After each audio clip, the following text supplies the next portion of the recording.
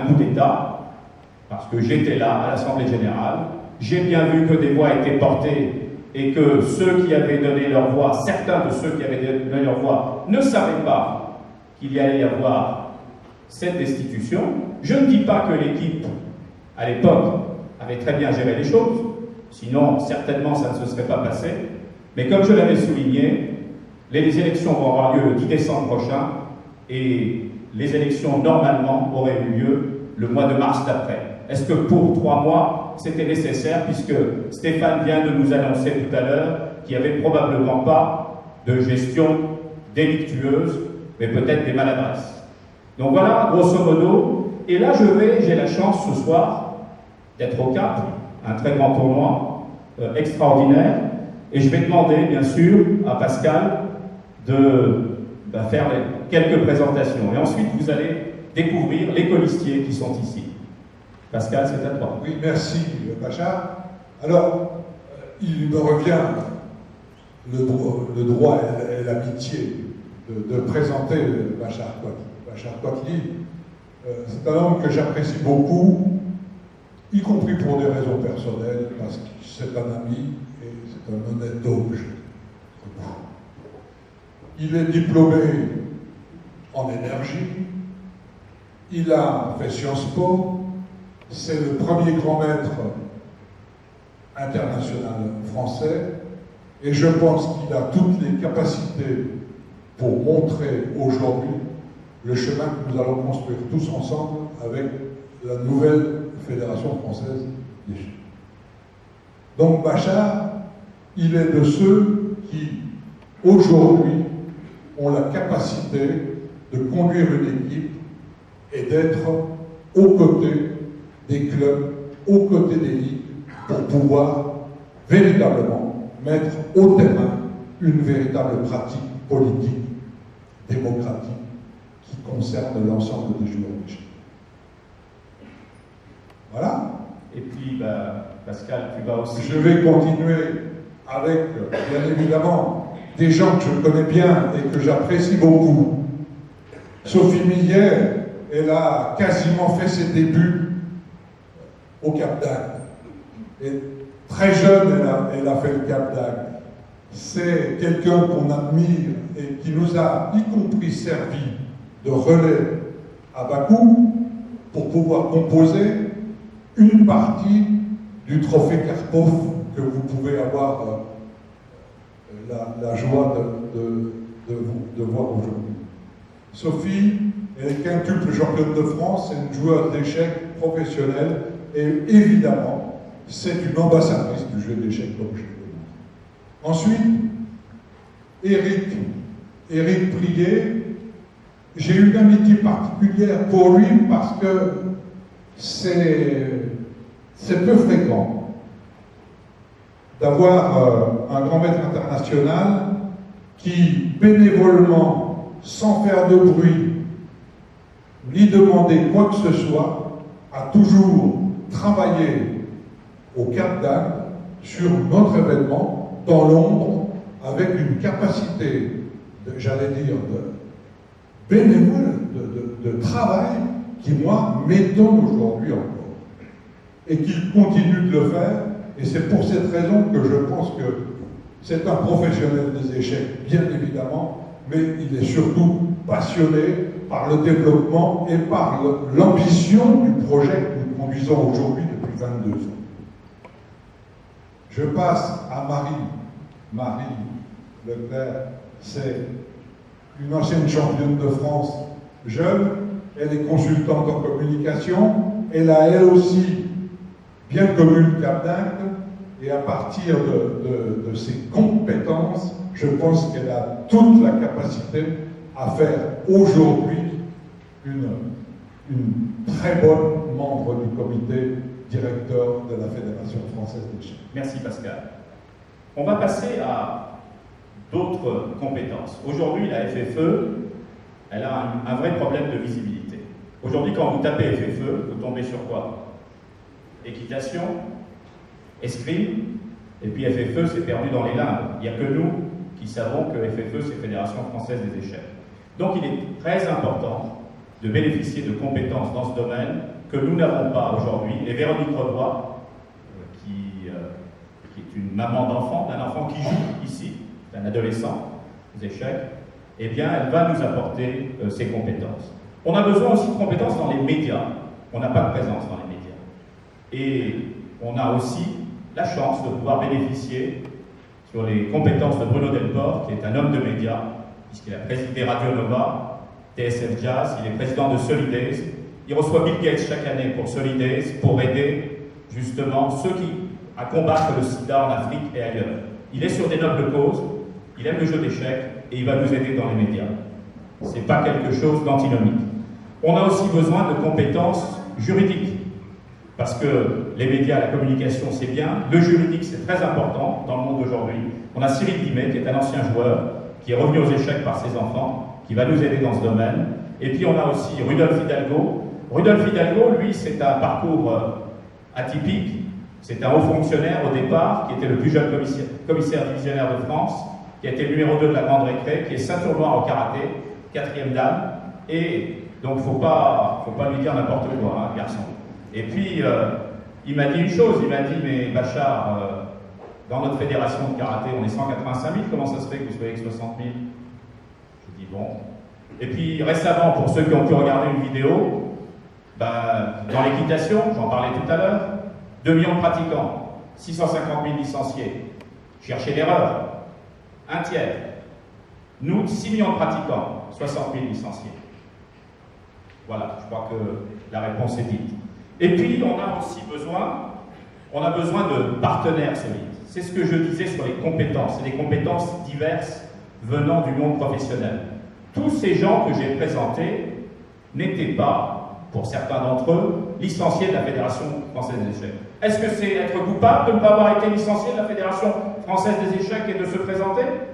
Ou bien est-ce que nous, on devrait se poser la question, pourquoi ces gens qui sont des passionnés du jeu d'échecs ne se sont pas licenciés auparavant à la Fédération française des échecs? Parce que ce sont des passionnés. Si on prend par exemple Gilles Bethauser, il lit Europe Échecs depuis qu'il a 20 ans. Et il est même passé au championnat du monde Kasparov-Karpov à Lyon en 90. Il a découvert Maxime Vachier-Lagrave dans Europe Échecs. Et puis ensuite, il est allé à sa rencontre. Et depuis 7 ans, il l'accompagne. Et Maxime est devenu numéro 2 mondial. C'est pas grâce à Gilles Bethauser, c'est surtout grâce au talent de Maxime. Mais ça a été une rencontre fortuite qui s'est déroulée et qui a bien fonctionné. Ensuite, Gilles Bethauser, c'est le Paris Grand Chess Tour, dont vous avez peut-être entendu parler. C'est aussi un autre grand tournoi avec la présence de Maxime, de Carlsen, de Freycinet, de grands champions à Paris au mois de juin dernier. On n'avait plus connu de tournoi comme ça depuis 1990. Et puis c'est surtout les centres d'excellence. C'est un passionné de rugby, de jeux d'échecs, et il souhaite apporter aussi ses compétences au service de la fédération. Jean-Michel Blanquer, il y en a certains qui le connaissent, qui sont dans l'éducation nationale. Il a été le directeur général d'enseignement scolaire. Et il a été aussi directeur adjoint du cabinet du ministre de l'Éducation nationale. C'est lui qui a signé la convention avec la FFE entre l'Éducation nationale et la FFE.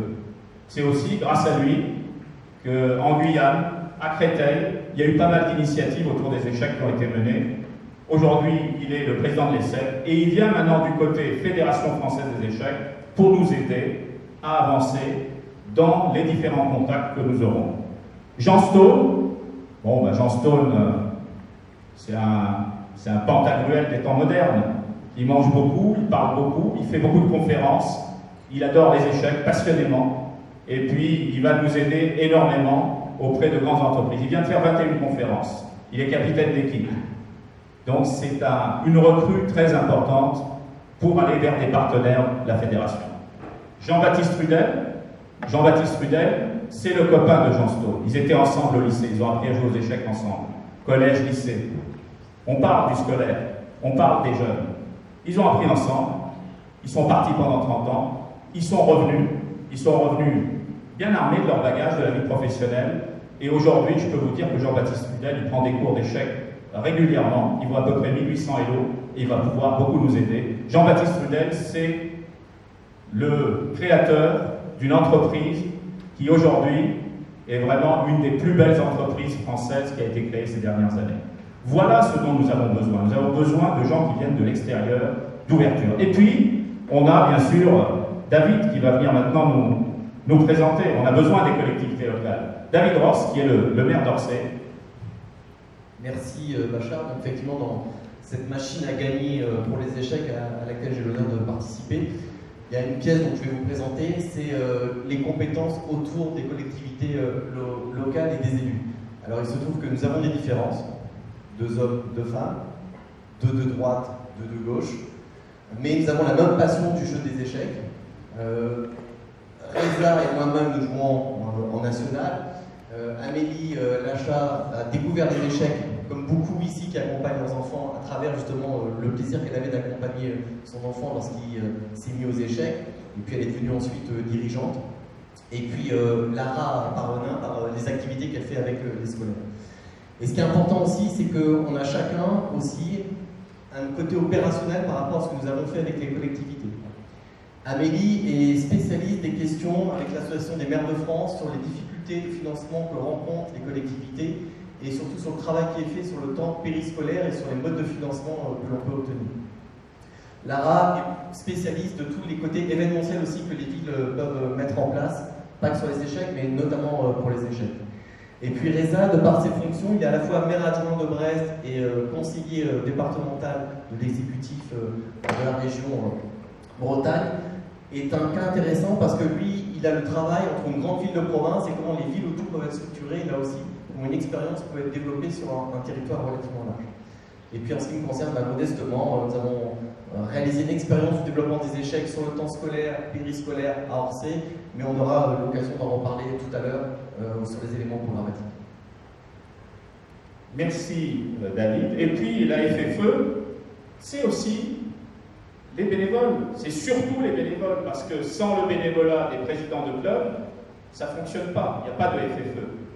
Donc je vais demander à Frédéric de nous parler donc, des personnes qui sont dans notre équipe. Oui, donc parmi ces bénévoles, donc une continuité dans les gens passionnés par le développement des échecs et déjà hautement impliqués dans le fonctionnement de nos institutions, puisque Olivier Delabarre, du club de Vienne, le directeur technique de ce club, arbitre international, est aussi donc vice-président actuel de la fédération. Donc il sera à merveille assurer une continuité sur des dossiers très importants pour l'avenir de notre sport.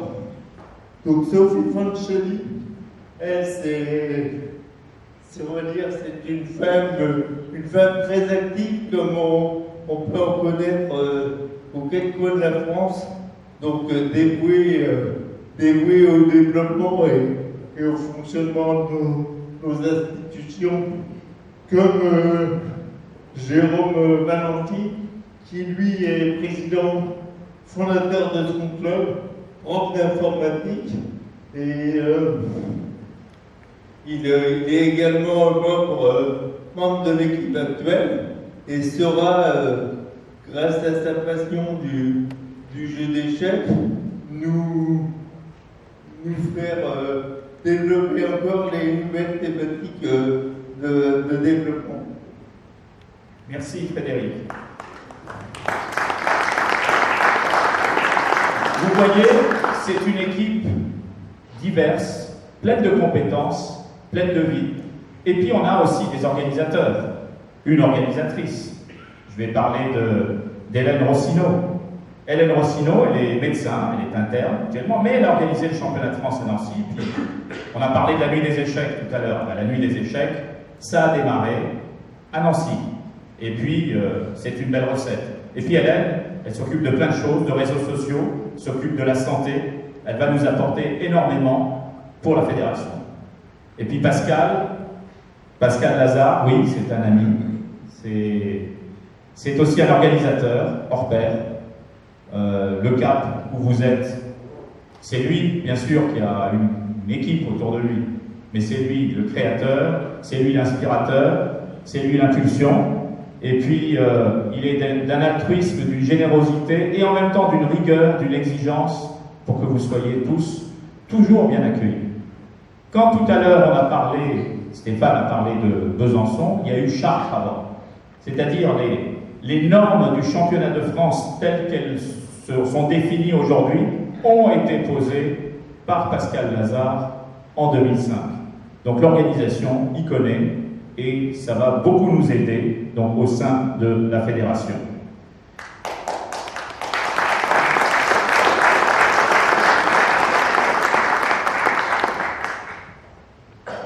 Donc ensuite, je vais demander maintenant à Laurent de venir.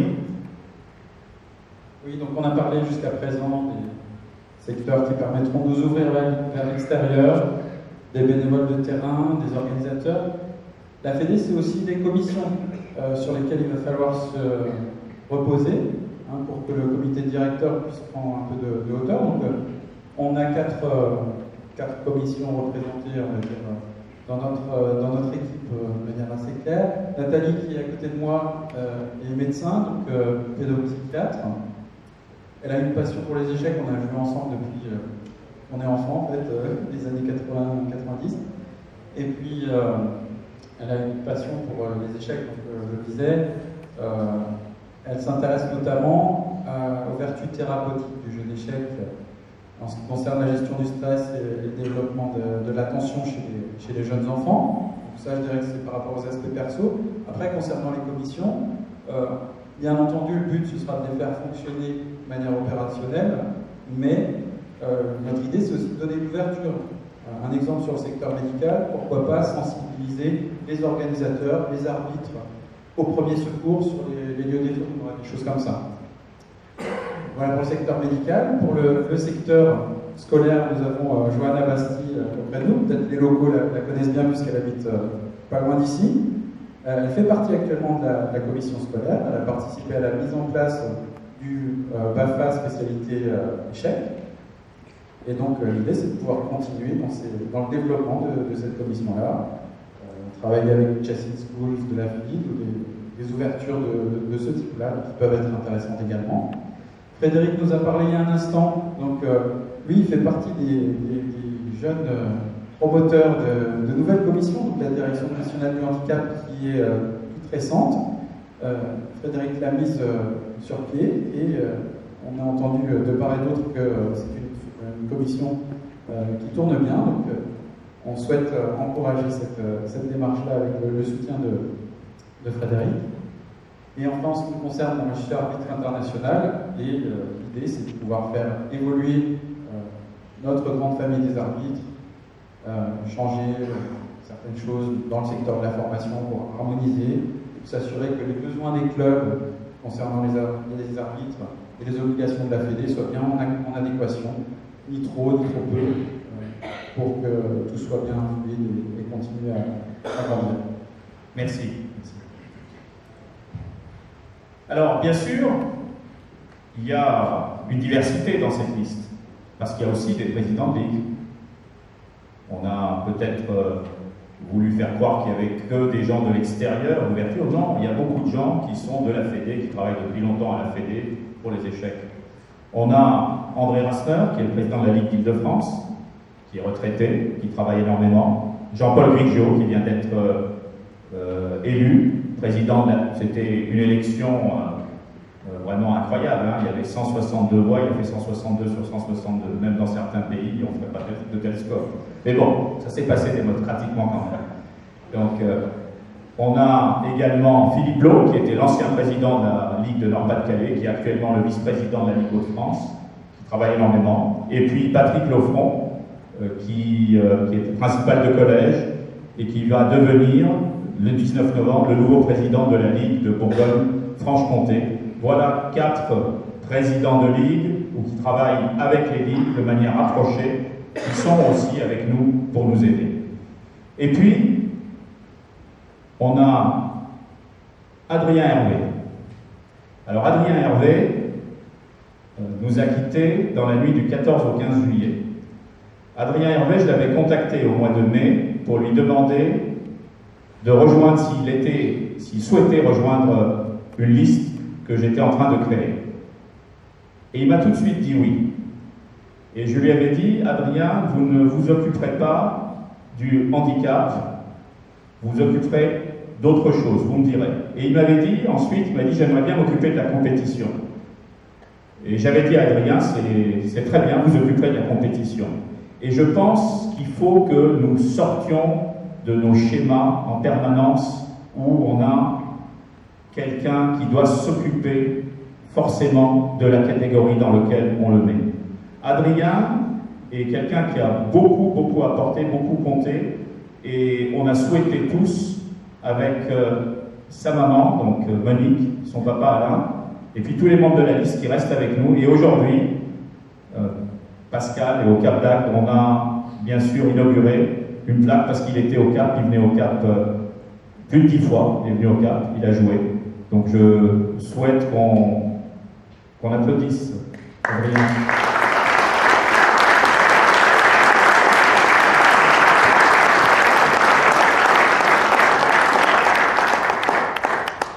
Frédéric, on va peut-être parler un petit peu de...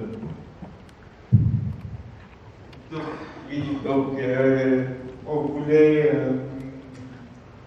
parler d'une problématique d'actualité importante qui est la nouvelle géographie, c'est-à-dire la nouvelle géographie des ligues. Donc ça va être un enjeu très important. Donc pour cela, on va essayer d'aider les clubs, d'aider les ligues, d'aider les comités directeurs des comités départementaux, de les accompagner dans cette restructuration pour en faire une opportunité. C'est d'ailleurs ce que je voulais citer cet exemple. On a dit tout à l'heure que notre commission fonctionnait bien. C'est parce que, en fait, on a essayé dans chaque région de trouver les ressources pour en faire une force fédérale. Et en fait, le but de cette démarche, c'est la proximité, que la fédération soit proche des clubs, soit proche des comités directeurs. Et pour ça, Bachar le décrira tout à l'heure. L'idée forte, ça va être la mise en place de référents. Merci. C'est une fédération moderne, c'est aussi une fédération qui va aujourd'hui vers les écoles, vers le secteur scolaire. David, est-ce que tu peux nous dire un mot de ce qui s'est passé à Orsay? Alors, je crois qu'on a démarré il y a presque 4 ans. C'était un soir, une émission à Radio Nova, il y avait une partie majoritaire. Et puis, ancien joueur d'échecs, un petit peu comme tout maire égoïste, je me suis dit, on va tester un truc sur Orsay, juste pour se faire plaisir. Et puis, on a été victime de notre succès, puisque en 4 ans, on a développé ça d'abord sur le temps scolaire, puis ensuite sur le temps périscolaire. Et alors, on a réussi évidemment à convaincre l'inspection pour pouvoir intervenir sur le temps scolaire, mais ensuite, on a surtout eu des enseignants, pour la plupart d'ailleurs, qui ne savaient pas jouer aux échecs, qui ont tellement trouvé l'idée intéressante que moi, sur les 3 écoles scolaires que j'ai, il y a une école qui s'est réunie au mois de juin avec tous les conseils des maîtres, et ils ont demandé qu'on puisse intervenir dans toutes les classes, donc dans les 12 classes de l'école. Et ça veut dire que sur 450 enfants concernés l'année dernière, il y en a à peu près 120 qui ont pris une licence. Alors, c'est pas pour prendre des licences, pour le principe de prendre des licences, mais ça crée une dynamique aussi vis-à-vis des parents. Il y a des parents qui sont des anciens joueurs, qui du coup reprennent leur licence, qui d'ailleurs jouent, même certains jouent différents tournois ici. Et puis il y a d'autres parents qui ne savent pas jouer aux échecs et qui maintenant se mettent à prendre leur licence pour accompagner leurs propres enfants dans les tournois. Ils savent qu'ils vont perdre contre leurs propres enfants, donc c'est assez intéressant aussi à étudier ça dans des commissions sur l'impact éducatif par rapport à ça. Mais en tout cas, c'est un réel succès à tel point que nous sommes même victimes du succès, c'est-à-dire qu'on n'a pas assez maintenant d'intervenants. et que si ça marche, c'est parce que les intervenants qu'on a eus, c'est des intervenants de qualité. Donc ça rassure l'éducation nationale, ça crée un label, ça crée un précédent, et ça permet de développer d'autres expériences comme ça a été fait ensuite au Blanc-Ménil, puisqu'on s'est appuyé sur quelque chose qui marchait, et c'est ça qui a été accepté par les autres acteurs d'un autre département, avec un profil sociologique bien différent, mais avec le même résultat à la clé. Merci. Alors, une fédération moderne, c'est aussi une fédération qui ne change pas le tarif de ses licences tous les ans ou tous les 2 ans pour essayer de pallier à ses problèmes financiers. Fédération moderne, c'est une fédération qui essaye en permanence d'améliorer les outils pour que tout le monde puisse y avoir accès, et puis qui essaye aussi de simplifier les procédures, de ne pas faire rendre les choses complexes. Les petits clubs ont déjà suffisamment de choses à gérer pour ne pas leur rendre la vie plus difficile. Et je vais demander maintenant à Hélène de venir nous expliquer un thème majeur de notre programme, c'est le référent. Donc, le référent, c'est effectivement une des mesures phares de la mandature si nous sommes élus. Qu'est-ce que c'est qu'un référent? Ça va être un nouvel emploi dans chaque ligue, 13 nouveaux emplois, qui vont travailler en commun avec les ligues pour permettre d'aider tous les clubs avec leurs problématiques. Les petits clubs, les clubs de taille moyenne et les gros clubs. Alors, qu'est-ce qu'ils vont faire? Eh bien, par exemple, il y a certains petits clubs qui ont du mal ne serait-ce qu'à trouver un local. Le rôle du référent, ce sera de les aider. Certains clubs ont plus de mal à contacter la presse, par exemple, ou à monter des dossiers de subvention. Ce sera le rôle du référent de leur donner un coup de main. Le référent servira aussi d'aide pour les embauches, pour les clubs qui ont besoin, les gros clubs qui commencent à se développer, qui ont besoin d'aide pour savoir comment on embauche quelqu'un, quelles sont les meilleures formules. Le référent sera là pour aider. Que ce soit les petits clubs, les clubs de taille moyenne ou les grands clubs, le référent sera là pour encadrer. Bien sûr, toujours à la demande des clubs. Le référent ne sera pas là pour fliquer les clubs, il sera là vraiment pour les aider et les accompagner, et pour être un relais avec la fédération.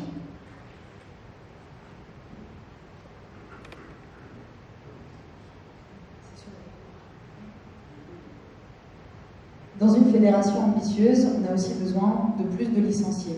Bachar l'a dit tout à l'heure, on n'a que 60 000 licenciés, et c'est pas normal vu le nombre de personnes qui pratiquent le jeu d'échecs en France.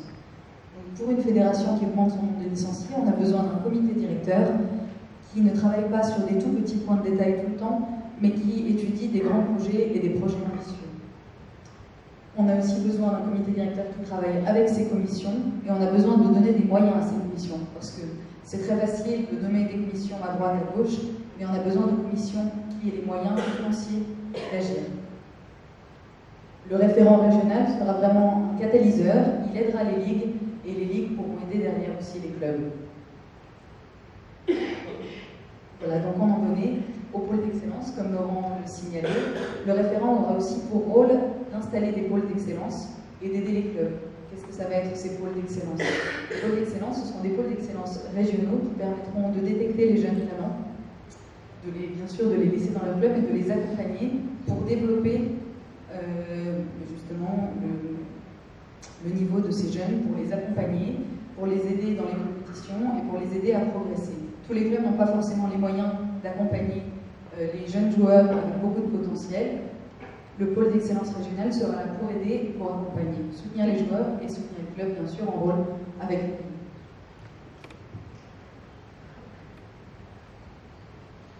Eh bien, merci, Hélène. Une fédération, elle doit être moderne, elle doit être ambitieuse, mais elle doit aussi être responsable. Responsable, c'est bien sûr, aujourd'hui, également, avoir des finances saines. C'est une rigueur dans la gestion, mais une rigueur qui ne veut pas dire austérité, comme on nous le propose aujourd'hui. C'est-à-dire couper les dépenses de partout, et puis ensuite, comme on dit en anglais, shrink, ça se rétrécit, et puis il n'y a plus rien, et puis les clubs ferment petit à petit, parce que derrière, il n'y a plus aucun débouché. Et donc, c'est vrai, on peut se replier sur nous-mêmes et rester dans cette vision. Nous, on nous a dit qu'il y avait des problèmes lorsque le 26 mars s'est déroulé avec la destitution de l'ancien président. On ne sait pas exactement ce qui s'est passé. Donc, on a pris le taureau par les cornes et on a dit simplement, bon, on nous dit que BNP Paribas part à la fin de l'année, début de l'année prochaine. BNP Paribas, c'était 200 000 € grosso modo qui arrivaient, qui étaient versés dans les caisses de la fédération. En fait, à quoi ont servi ces 200 000 euros, si on regarde de plus près, si on fait une vraie analyse pointue? Ça a servi à payer le siège, les dépenses du président et du directeur général, grosso modo. Grosso modo. Ce qui veut dire que, comme le dit le proverbe africain, on a donné du poisson, mais on n'a pas appris à pêcher. Et donc, de ce côté-là, eh bien, on se retrouve aujourd'hui, 10 ans plus tard, avec BNP Paribas qui est parti, et cet argent qui n'a pas servi réellement au développement de la fédération, à mettre en place une vision et essayer de faire progresser le nombre de licenciés. Donc voilà, nous on a dit, on garantit 260 000 euros, parce qu'on ne souhaite pas avoir des trous dans la caisse quand on arrive et en train d'essayer de boucher les trous à chaque fin de mois. Et c'est vrai que moi j'avais tenu un discours en disant, bon, on ne va pas vraiment chercher à savoir qui a fait quoi, puisqu'on veut vraiment regarder vers l'avenir. Mais si on nous demande un audit des comptes fédéraux, eh ben, nous procéderons à un audit des comptes fédéraux. C'est l'Assemblée Générale qui décidera, c'est les clubs qui décideront.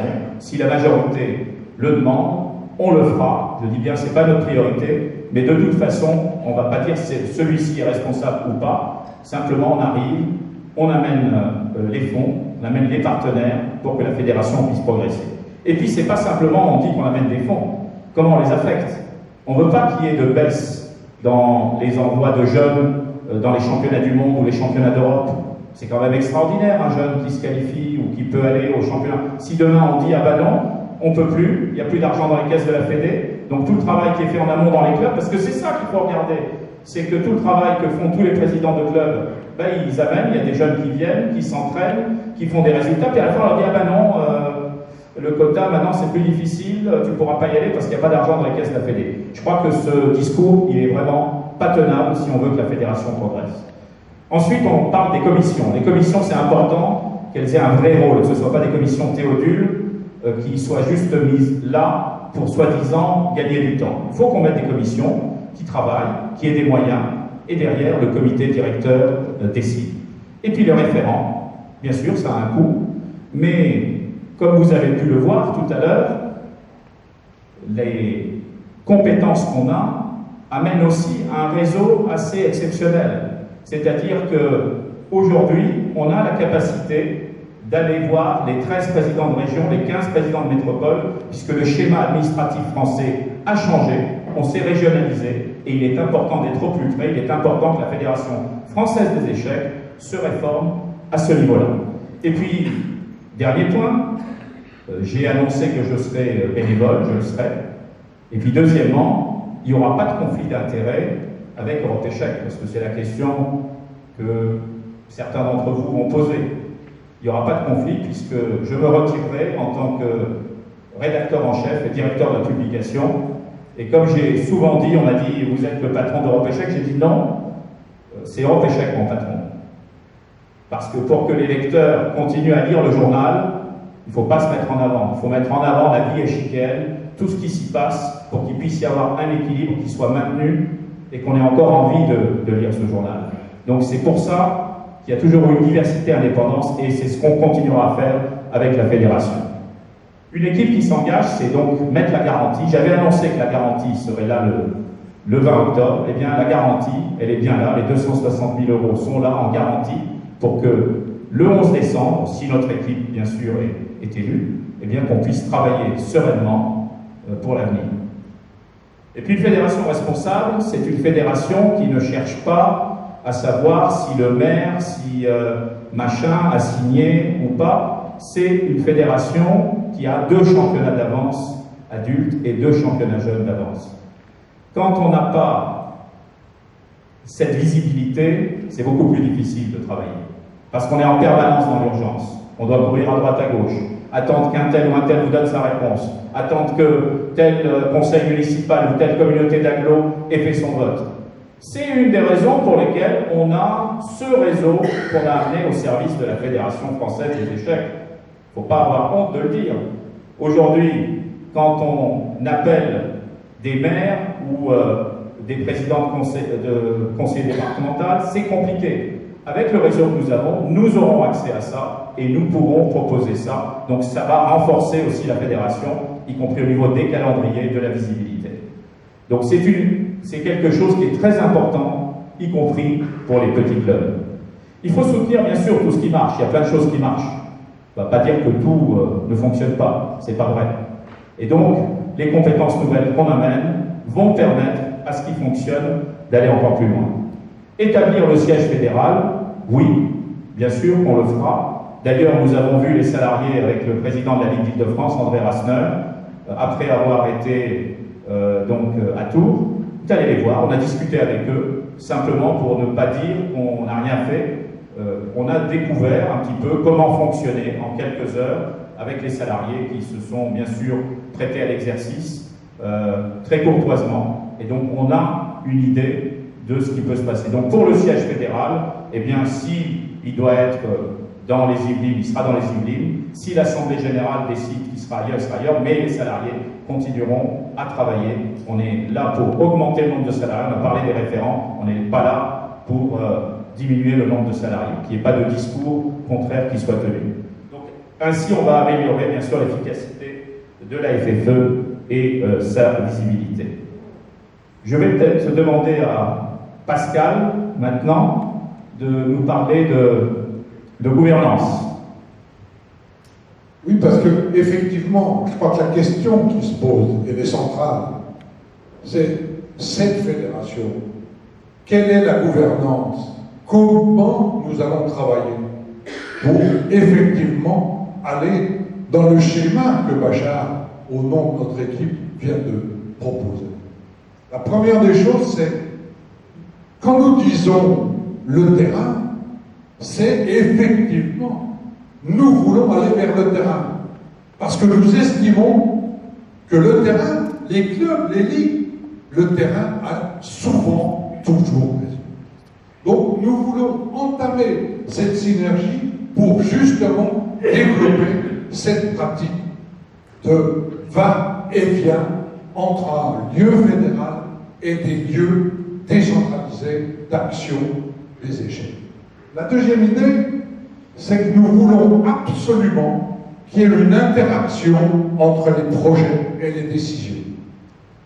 Moi, je ne pense pas, et Bachar me connaît, je ne supporterai pas un comité directeur qui ne soit pas complètement acquis et complètement convaincu des arguments que nous allons tous ensemble composer pour bâtir cette fédération. La meilleure garantie pour qu'une fédération soit unie, c'est qu'effectivement nous ayons une transparence dans les projets, une confrontation des idées, mais qui soit une confrontation exemplaire, c'est-à-dire qu'elle repose sur la connaissance du projet. Donc cette connaissance du projet, ça implique qu'il n'y a pas un président omniprésent, qu'il n'y a pas une équipe, un bureau fédéral omniprésent, mais qu'il y a un comité directeur qui a en charge l'ensemble des questions qui soient posées. Et moi, je rêve, comme j'ai rêvé en 1994 de monter cet exemple de Cap-Échec, moi je rêve effectivement d'un comité directeur unanime et qui nous pousse vers l'avant sur nos projets. La dernière idée, c'est que pour ça, et ça sera le mot de ma fin, entre guillemets, c'est être effectivement en partage avec tous les actes fédéraux. Qu'il n'y ait pas un coin d'ombre sur aucun des projets que nous allons mener. Ce qui résume à l'omniprésence présidentielle un rôle tout à fait différent en ce qui nous concerne. Et j'allais dire pour terminer, parce que je sais que je peux être bien long, j'aimerais qu'on soit enfin une fédération qui rassemble. Merci Pascal.